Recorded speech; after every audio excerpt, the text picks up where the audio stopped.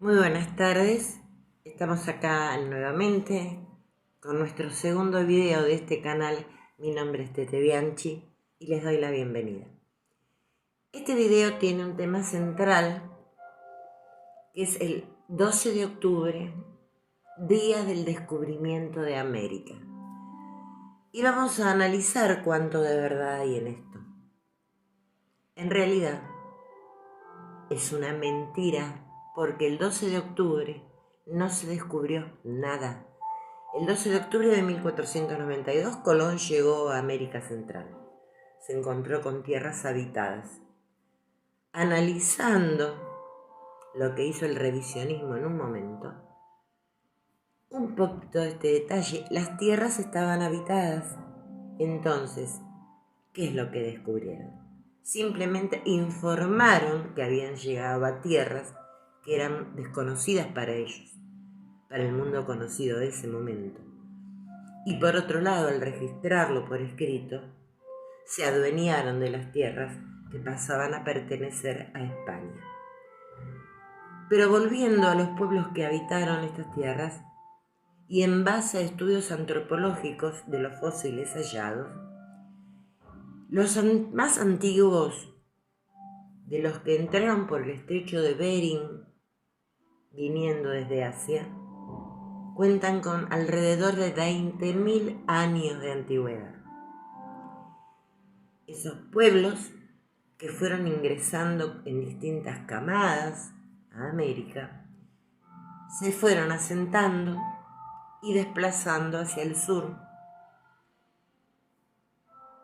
Tardaron en llegar mucho hasta el sur de Argentina, hasta la Patagonia, porque los restos fósiles más antiguos encontrados en la Patagonia tienen 14.000 años, o sea que estamos hablando de un periodo de 6.000 años.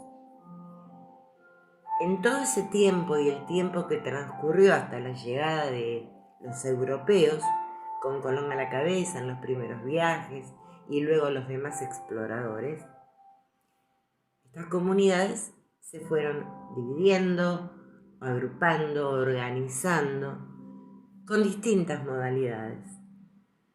Se transformaron en grandes imperios y en pequeños grupos, en grandes civilizaciones y en otros que conservaban su subsistencia a través de la caza, la recolección y la pesca. Estos pobladores son los verdaderos dueños de la tierra y son quienes las descubrieron, o sea, los descendientes de aquellos que llegaron hace 20.000 años. Entonces, Colón no descubrió América, simplemente la encontró, como todos sabemos y nos contaron, buscando un nuevo camino hacia las Indias.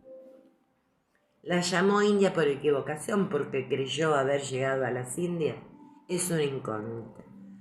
Pero bueno, quedó el nombre de indios para los pobladores originarios de América.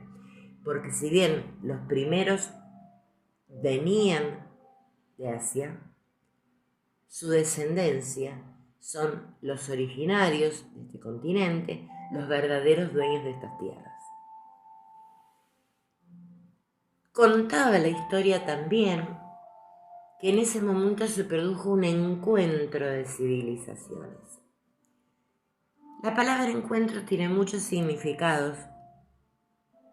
Es cuando dos personas se juntan para tratar un tema, para desarrollar una idea, para llegar a un acuerdo. Pero también quiere decir choque, quiere decir contradicción, quiere decir conflicto.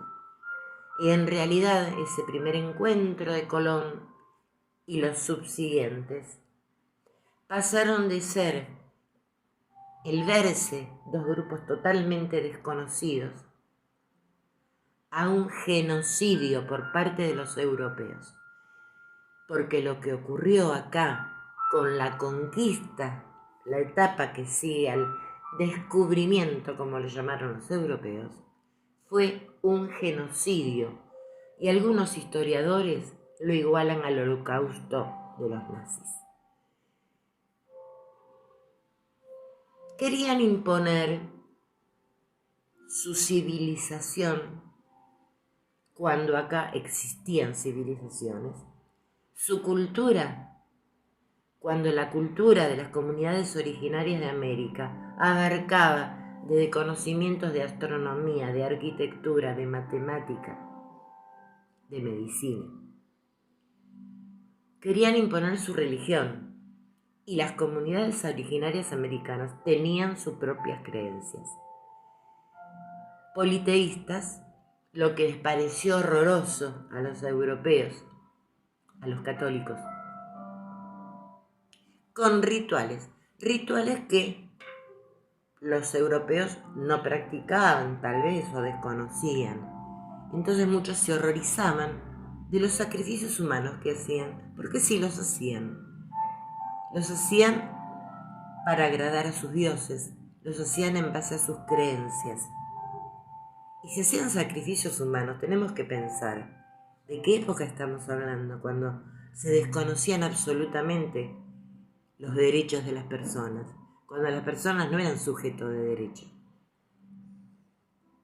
Eso que horrorizaba tanto a los europeos fue la excusa que utilizaron para iniciar la brutal conquista de América, porque ya tenían noción, tenían información de la riqueza enorme que había en estas tierras, en oro y en plata. Si pensamos solamente que para los originarios el oro no tenía valor monetario porque no necesitaban de la moneda, porque vivían del trueque, y el oro para ellos era sagrado, por eso lo utilizaban en piezas, en ornamentos, de un valor incalculable, porque era lo que ellos hacían para honrar a sus dioses, para adornar sus construcciones. La mayor parte de ese oro fue fundido por los europeos y llevados a España. Nunca lo devolvieron. Y nosotros teníamos las tierras.